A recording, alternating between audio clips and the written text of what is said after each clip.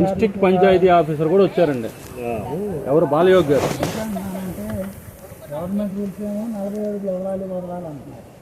ఇది వాగండి. వాగులో పట్టాలు వచ్చారా? ఎవరికి ఇవ్వలేదు సార్.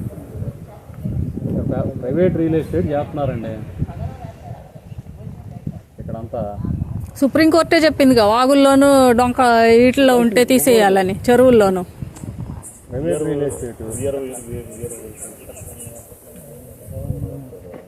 సుప్రీంకోర్టు ఇచ్చినా లేదు.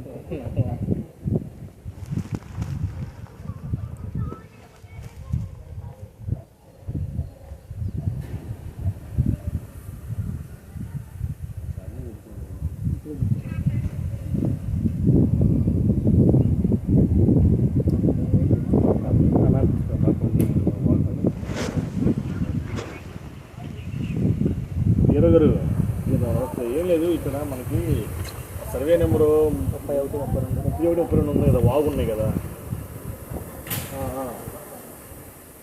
వాగులో కొడా ఏకాంబరం గారి ల్యాండ్ కలిసి ఒకటి ఖాళీ ఉంది, కానీ అక్కడ ఎవరికి పట్టా ఇచ్చాయంటారు. మనం పట్టాలు ఇచ్చాము. ఒకటి కాదు, వాగు వచ్చి 31 కదా, 31కి ఆనుకొని 32 సర్వే నెంబర్ ఉందండి. 32 సర్వే నెంబర్.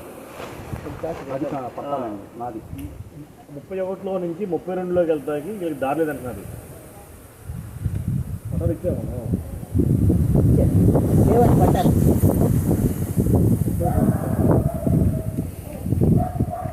నాకు ఇవ్వలేదని నా దగ్గర ఒకసారి నేను లొకేషన్ పెడతాం. ఎంఆర్ఓ ఆఫీస్ నుంచే ఉంది నాకు. ఆయన ఇచ్చారని చెప్తున్నారు.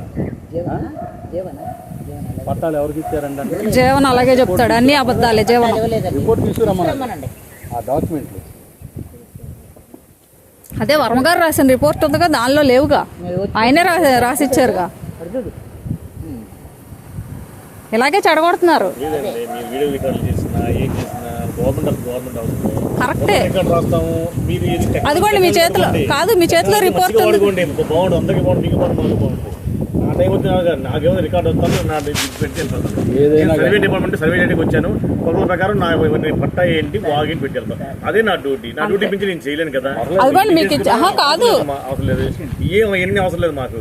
ఉన్నదానికి సలహా ఇచ్చేయండి, మేము సలహా వెళ్తాం. బాబు మా ప్రకారము పట్టా ఏంటి, వాగేంటి అదులు పెట్టాలండి.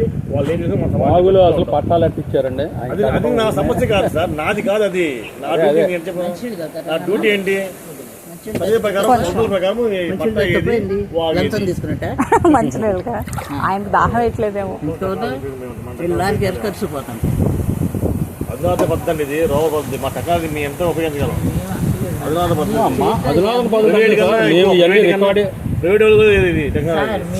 ప్రైవేట్ వాళ్ళ దగ్గర మీరు పట్టాలు అంటున్నారు కదా, మీ సర్వేయర్ గారే రిపోర్ట్ ఇచ్చారు కదా. గవర్నమెంట్ బయట నుంచి కొంటుంది.